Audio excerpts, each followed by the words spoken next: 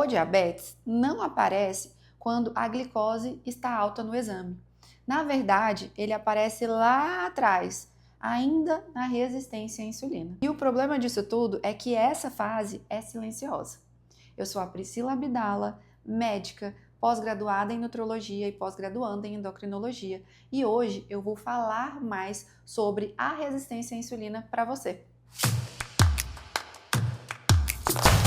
Para entender a resistência à insulina, primeiro a gente precisa entender a função normal.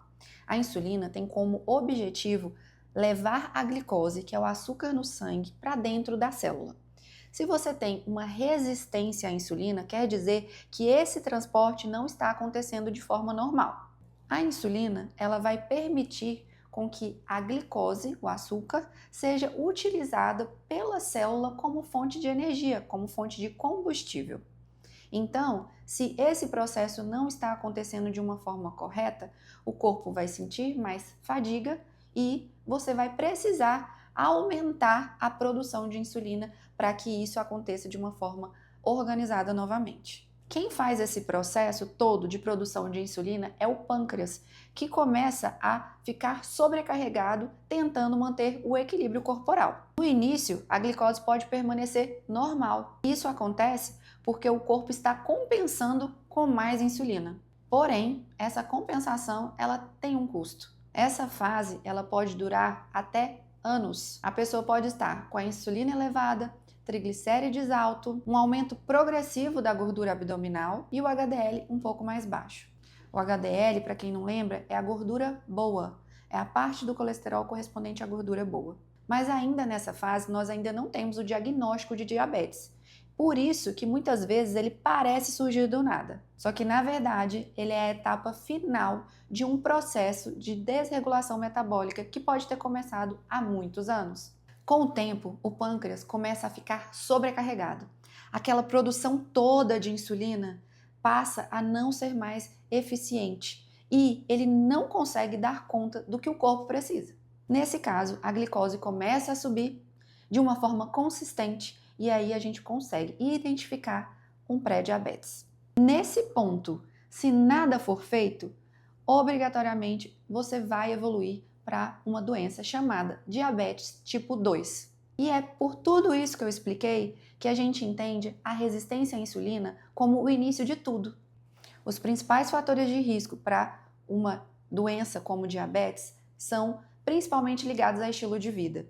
Excesso de gordura abdominal, que corresponde à gordura visceral entremeada nos órgãos, sedentarismo, tabagismo, dieta rica em alimentos ultraprocessados, um sono insuficiente, um estresse crônico. Além de tudo isso, ainda tem sim a predisposição genética. Então, como identificar? Bom, a resistência à insulina é identificada de várias formas.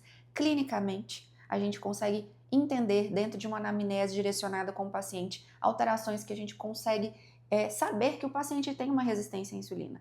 Fora isso, existem alguns exames que nos direcionam a isso, como a própria insulina, o índice de Roma, o perfil lipídico, a glicemia em jejum e também a hemoglobina glicada, uma circunferência abdominal aumentada e um histórico familiar que nos indica ter aí algum motivo para preocupação. Resumindo, a análise é sempre individual, mas tem como a gente chegar a uma conclusão de várias formas. Um ponto muito importante: identificada a resistência à insulina, essa é a hora de tratar. Você não vai esperar se transformar em uma doença crônica para começar a pensar em agir. Então, o tratamento ele é feito lá no início para que você não desenvolva a diabetes. O foco é melhora do estilo de vida, melhora de uma alimentação que está ruim, desregulada.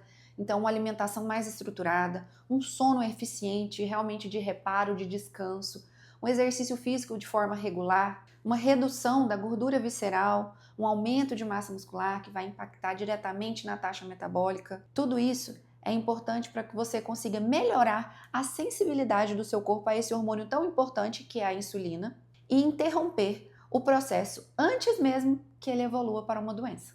Se você tem um histórico familiar de diabetes na família e tem já um exame meio capenga, mostrando ali algumas alterações, Não deixe para agir quando você já tiver instalado uma doença metabólica tão importante como a diabetes. Talvez seja a hora de você olhar para o seu exame além do número, olhar para você como indivíduo e como agente de mudanças. Entender o processo é o primeiro passo para a prevenção. Não se esqueça, antes de interromper esse vídeo, se inscreva no canal, ative o sininho e deixe aqui nos comentários, você já olhou para a sua resistência à insulina?